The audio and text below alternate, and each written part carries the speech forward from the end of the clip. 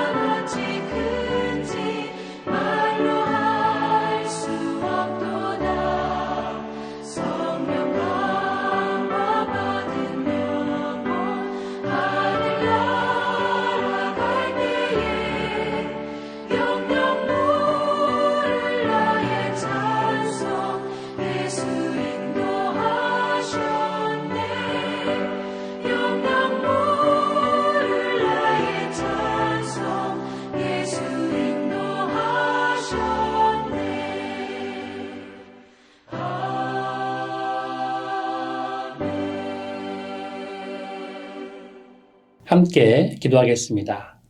주님 감사드립니다. 이 감사의 계절을 맞이하여서 정말로 우리 삶 가운데 감사가 넘쳐나게 하여 주시옵소서. 오늘도 선교적인 삶으로 주님의 기쁨되고 주님의 영광되는 삶을 살기를 소망하오니 그렇게 붙드시고 이끌어주시고 우리 삶 가운데 역사하시는 주님께 감사하며 나아가는 삶을 살아갈 수 있도록 우리를 붙잡아 주시옵소서. 오늘도 우리의 삶을 통하여서 하나님께 온전히 영광 올려드리기를 소망하며 주 예수 그리스도의 이름으로 기도드립니다. 아멘. 오늘의 말씀은 사도행전 21장 27절부터 22장 1절까지 말씀입니다. 함께 하나님의 말씀을 읽도록 하겠습니다. 그 이레가 거의 참에 아시아로부터 온 유대인들이 성전에서 바울을 보고 모든 무리를 충동하여 그를 붙들고 외치되 이스라엘 사람들아 도우라. 이 사람은 각처에서 우리 백성과 율법과 이곳을 비방하여 모든 사람을 가르치는 그 자인데 또 헬라인을 데리고 성전에 들어가서 이 거룩한 곳을 더럽혔다 하니 이는 그들이 전에 에베소 사람 드로비모가 바울과 함께 시내에 있음을 보고 바울이 그를 성전에 데리고 들어간 줄로 생각함이로라. 온 성이 소동하여 백성이 달려와 모여 바울을 잡아 성전 밖으로 끌고 나가니 문들이 곧 닫히더라. 그들이 그를 죽이려 할 때에 온 예루살렘이 요란하다는 소문이 군대의 천부장에게 들리매 그가 급히 군인들과 백부장들을 거느리고 달려 내려가니 그들이 천부장과 군인들을 보고 바울 치기를 그치는지라. 이에 천부장이 가까이 가서 바울을 잡아 두 쇠사슬로 결박하라 명하고 그가 누구이며 그가 무슨 일을 하였느냐 물으니 무리 가운데서 어떤 이는 이런 말로 어떤 이는 저런 말로 소리치거늘 천부장이 소동으로 말미암아 진상을 알 수 없어 그를 영내로 데려가라 명하니라. 바울이 층대에 이를 때에 무리의 폭행으로 말미암아 군사들에게 들려가니 이는 백성의 무리가 그를 없이 하고자 외치며 따라가미러라. 바울을 데리고 영내로 들어가려 할 그때에 바울이 천부장에게 이르되 내가 당신에게 말할 수 있느냐? 이르되 내가 헬라 말을 아느냐? 그러면 내가 이전에 소요를 일으켜 자객 4,000명을 거느리고 광야로 가던 애굽인이 아니냐? 바울이 이르되 나는 유대인이라 소읍이 아닌 길리기아 다소시의 시민이니 청컨대 백성에게 말하기를 허락하라 하니 천부장이 허락하거늘 바울이 층대 위에 서서 백성에게 손짓하여 매우 조용히 한 후에 히브리 말로 말하니라. 부형들아, 내가 지금 여러분 앞에서 변명하는 말을 들으라. 아멘. 오늘은 순종과 용기의 사람 바울이라는 제목으로 말씀을 전하겠습니다. 여러분들은 어떤 일을 진심으로 최선을 다하는 사람을 보신 적이 있으신가요? 저는 어떤 일이든지 그 일에 대해 진심인 사람을 보면 감동을 받습니다. 한국에 생활의 달인이라는 TV 프로그램이 있습니다. 10년에서 20년 정도 한 가지 일에 온 힘을 다하면서 최고의 경지에 오른 달인들의 모습을 보여주는 방송이죠. 생활 속의 달인들의 모습을 보면 정말 장인의 모습이 저렇구나 하는 생각이 듭니다. 비록 기네스북 같은 기록과는 결이 좀 다르지만 생활 속에서 얼마나 열심히 정말 진심을 다해 노력했는지 입이 벌어질 만큼 대단한 기술과 숙련도를 보여줍니다. 한 가지 일에 진심을 다할 때 세상적인 성공이라고 할 수 없을지라도 많은 사람들에게 감동을 주고 도전 정신을 심어주게 되는 것이죠. 또 우리 가까운 곳에는 오타니라는 야구 선수가 있습니다.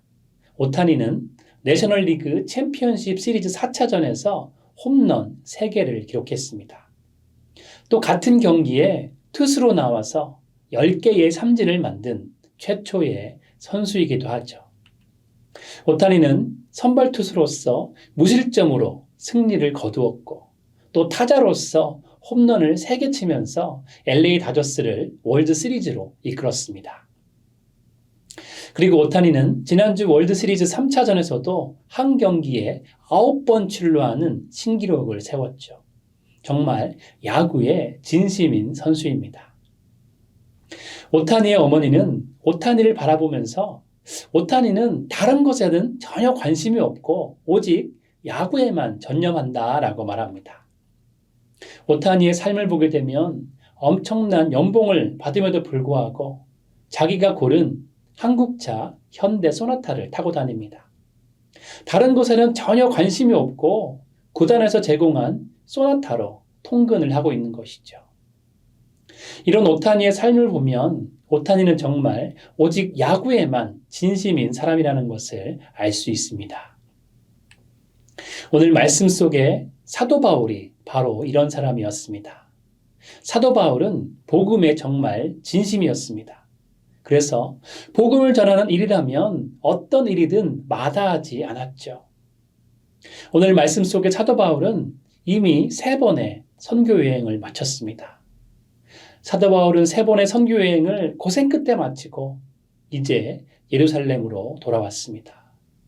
지금까지 우여곡절이 많았지만 예루살렘으로 돌아온 사도 바울은 예루살렘 교회에 인사하였고요. 하나님께서 하신 놀라운 일들을 예루살렘 교회에 보고합니다. 그리고 유대인 신자들의 오해를 풀기 위해서 결례 기간을 지키며 겸손하게 행동하죠. 결례 기간을 지킨 것도 사실 복음 때문에 그렇게 한 것입니다. 그런데 바로 그때 문제가 일어났습니다. 27절 말씀을 보게 되면 아시아에서 온 유대인들의 거짓 소문을 사람들이 듣고 폭동을 일으키게 되는 것을 보게 되죠. 바울이 이방인을 성전에 데리고 들어왔다. 이 말 한마디가 불을 지른 것입니다. 사람들은 흥분했고 소동이 일어났으며 결국 바울은 붙잡혀서 폭행을 당하게 되었던 것이죠. 하지만 사도 바울은 놀라지 않습니다. 왜냐하면 이미 이 모든 일을 알고 있었기 때문이죠. 선지자 아가보를 통해서 자신이 결박당할 것을 미리 예언으로 들었습니다. 그리고 이방인의 손에 자신이 넘겨질 것도 들었던 것이죠. 이런 모습들을 통해서 사도 바울이 복음에 대해 진심이었던 것을 우리는 알 수 있습니다. 자신이 어떤 일을 당할지 알고 있었지만 그럼에도 불구하고 하나님의 인도하심에 순종했다는 것이죠. 이를테면 사도 바울은 복음의 장인 정신이 있었던 것입니다. 복음을 위해서 하나님의 인도하심에 순종합니다. 복음 때문에 자신의 안정과 자신이 누릴 수 있는 많은 것들을 포기했다는 것이죠. 오늘 말씀은 우리에게도 이렇게 묻고 있습니다. 복음을 위해 얼마나 순종하고 있는가? 복음을 위해 얼마나 용기를 내고 있는가? 그래서 오늘은 믿음의 순종과 용기에 관한 말씀을 나누고자 합니다. 첫 번째로 나눌 것은 순종은 성숙한 믿음의 열매라는 것입니다. 사도 바울은 예루살렘으로 가는 것이 위험하다는 것을 알았습니다. 아가보의 예언도 있었지만 이미 이전부터 사도 바울은 위험을 감수하며 사역을 해왔습니다. 사도 바울을 해하려는 세력들은 점점점 늘어났고 그들은 치밀하게 사도 바울을 공격했습니다. 그래서 수많은 사람들이 사도 바울을 말렸죠. 사도 바울을 아끼고 하나님의 사람을 소중하게 생각하고 복음의 진보가 하나님의 뜻임을 알고 있던 모든 사람들이 사도 바울을 말렸습니다. 위험하니까, 너무나도 위험하니까 이 위험이 너무나도 크게 달랬으니까 이제 작전상 일보 후퇴하자. 너무나도 많은 사람들이 사도 바울에게 이렇게 말했던 것이죠. 그러나 바울은 사도행전 21장 13절에서 이렇게 고백합니다. 나는 주 예수의 이름을 위하여 결박 당할 뿐 아니라 죽을 것도 각오하였다. 이것이 바로 순종의 모습입니다. 순종은 결과가 보장돼서 하는 것이 아닙니다. 하나님이 원하시기 때문에 순종하는 것이죠. 그렇기에 성숙한 믿음의 열매가 바로 순종인 것입니다. 또한 사도 바울은 예루살렘에 오자마자 결례 기간을 가졌습니다. 사도 바울에 대해서 많은 유대인들이 오해를 하고 있었기 때문에 오해를 없애고자 일주일 동안의 결례 기간을 갖는 것을 야고보와 장로들이 해결책으로 제시했습니다. 그래서 사도 바울은 결례 기간을 지키면서 장로들에게도 순종하며 자신을 낮췄습니다. 굳이 하지 않아도 되지만 단지 오해를 풀기 위해서 결례 기간을 지킨 것입니다. 복음의 진보를 위해서 결례를 하며 순종했던 것이죠. 이것을 반대로 생각하면 사도 바울은 오해받을 수 있다는 것을 알면서도 교회를 세우기 위해 순종했다는 것입니다. 이방의 복음을 전하는 것이 유대인들에게 많은 오해를 불러일으키더라도 그것이 하나님의 계획이고 하나님의 인도하심이 확실하다면 그것에 사도 바울은 순종했던 것이죠. 이것이 바로 성숙한 믿음의 모습입니다. 선교사로 떠나는 청년이 있었습니다. 가족뿐만 아니라 모든 친구들까지 그를 말렸습니다. 요즘 세상이 어떤 세상인데 왜 위험한 곳으로 가니? 많은 사람들이 이렇게 말했습니다. 그러나 그 청년은 이렇게 대답합니다. 하나님이 가라고 하셨으니 하나님이 책임지실 거예요. 이 청년은 순종함으로 안전을 잃었지만 평안을 얻는 선택을 한 것입니다. 그렇다면 우리는 어떻습니까? 하나님께서 원하신다면 결과와 상관없이 순종하는 삶을 살고 있으십니까? 순종은 결과보다 관계를 선택하는 믿음입니다. 하나님과의 관계가 깊을수록 결과보다 순종을 더 중요하게 여기게 되는 것이죠. 우리들의 삶도 복음에 진심이 있길 원합니다. 생활의 달인의 그 달인들처럼 평범한 일상 속에서 10년이고 20년이고 묵묵히 복음을 살아내는 복음의 장인이 되기를 원합니다. 오직 야구에만 관심을 두는 오타니처럼 우리도 오직 예수님께만 관심을 두고 예수님과 동행하며 더 깊은 신뢰의 관계를 맺는 삶을 살기 원합니다. 이것저것 따지고 인간적인 계산으로 미래를 예측하면서 어려움이 있을 것을 보면 도전을 포기하게 된다면 아무것도 이룰 수 없는 것이죠. 장애물이 클수록 그것을 극복하는 영광도 커집니다라는 말이 있습니다. 눈앞에 어려움이 보일지라도 하나님의 인도하심에 순종하는 성숙한 믿음이 있다면 하나님이 보여주시는 더 큰 영광을 보게 될 것입니다. 너무나도 감사한 것은 하나님은 분명히 최선의 길을 알고 계시다는 것이죠. 그리고 우리를 최선으로 인도하시는 분이 바로 우리의 하나님이십니다. 하나님이 우리의 걸음을 인도하시고 계시기에 믿음으로 하나님의 인도하심을 따르며 순종하심으로 하나님의 놀라운 역사를 목도하시는 여러분 모두 되시기를 주님의 이름으로 축복드립니다. 두 번째로 나눌 것은 하나님은 순종의 길에서 일하신다는 것입니다. 바울은 순종했지만 그 결과는 감옥이었습니다. 거짓말로 소동을 일으킨 사람들 때문에 매맞고 결박을 당했습니다. 이 모습은 사람들이 보기에는 실패처럼 보였을 것입니다. 그러나 놀랍게도 하나님은 그 길을 통해서 당시의 땅끝이었던 로마로 가는 길을 여십니다. 예루살렘에서의 그 결박이 오히려 복음이 로마에까지 가는 발판이 된 것이죠. 하나님은 사도 바울이 땅끝까지 복음을 전할 길을 인도하고 계셨던 것입니다. 잠언 16장 9절에 이런 말씀이 있습니다. 사람이 마음으로 자기의 길을 계획할지라도 그의 걸음을 인도하시는 이는 여호와 신이라. 이 말씀처럼 사람들이 악한 계획을 짤지라도 하나님께 순종하면 선한 계획이 되는 것이죠. 순종함으로 하나님의 손에 붙들리면 하나님은 우리를 가장 올바른 길로 인도하시는 것입니다. 미션스쿨 설립자 중 한 분이 정부의 탄압을 받고 이후에 그 학교가 폐교되었다는 소식을 들었습니다. 그러나 놀랍게도 그 일이 계기가 되어서 수백 명의 학생들이 다른 지역으로 흩어져 복음을 전하는 일이 일어났습니다. 하나님은 우리의 막힌 길을 통해서 복음의 새 길을 여시는 하나님이십니다. 바울의 감옥은 하나님의 통로였습니다. 우리의 인생도 보면 이와 같은 역전의 은혜가 있습니다. 그러나 중요한 것은 무엇이냐면 순종하는 사람을 하나님께서 절대 버리지 않으신다는 것입니다.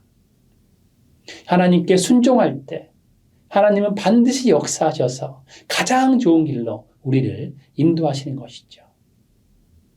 그렇기에 순종의 길에서 역사하시는 하나님을 신뢰하심으로 하나님의 기적 같은 놀라운 역사를 경험하시는 여러분 모두 되시기를 주님의 이름으로 축원드립니다. 마지막 세 번째로 나눌 것은 용기는 예수님을 닮아가는 힘이라는 것입니다. 누가는 사도행전에서 바울의 고난을 예수님의 고난처럼 묘사하고 있습니다. 누가는 의도적으로 바울의 고난과 예수님의 고난을 대비하며 사도행전을 쓰고 있는 것이죠. 예수님이 예루살렘에 입성하셨을 때처럼 바울도 예루살렘으로 들어가면서 고난을 받습니다. 누가가 우연히 오늘의 말씀을 기록한 것이 아닌 것이죠. 누가는 바울의 인생이 예수님의 길을 닮아가고 있었던 것을 기록하고 있는 것입니다. 바울은 예수님처럼 억울한 누명을 쓰고 폭력을 당하고 결박당했습니다. 그러나 사도 바울은 끝까지 하나님을 향한 용기를 잃지 않았음을 누가는 말하고 있다는 것이죠. 용기란 무엇입니까? 용기란 두려움이 없는 상태가 아니라 두려움 속에서도 걸음을 멈추지 않는 것이 바로 용기입니다. 두려움이 없는 사람은 없죠.